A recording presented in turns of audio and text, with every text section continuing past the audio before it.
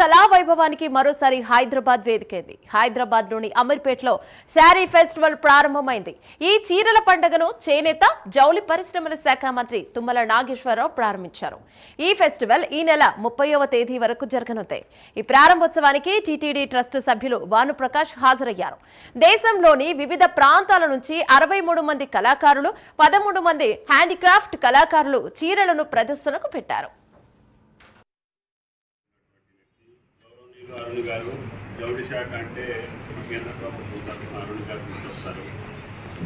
ఆయన గారు అనేక సందర్భాల్లో అనేక సమయాల్లో దేశవ్యాప్తంగా ఉన్నటువంటి అన్ని కళాకృతుల్ని, సంస్కృతుల్ని, సంప్రదాయాన్ని మన ముంగిటికి తీసుకొచ్చి హైదరాబాద్ నగరంలోనే కాకుండా వివిధ స్థాయిల్లో, వివిధ స్థలాల్లో ఈ శారీస్ ఎగ్జిబిషన్ని ఇండియా లెవెల్లో ఉన్నటువంటి అన్ని రాష్ట్రాల్లో ఉన్నటువంటి ప్రఖ్యాత చేనేత కళాకారులందరినీ నేషనల్ అవార్డ్స్ కావచ్చు, పద్మశ్రీ అవార్డ్స్ కావచ్చు, పెద్ద ఈ నైపుణ్యం కలిగినటువంటి వ్యక్తులు స్వయంగా సొంతంగా నేర్చి తీసుకొచ్చినటువంటి శారీస్ యొక్క ఎగ్జిబిషన్ ఆయన ఏర్పాటు చేస్తున్నారు. దానికి ప్రజల నుంచి కూడా మంచి స్పందన ఉంటుంది.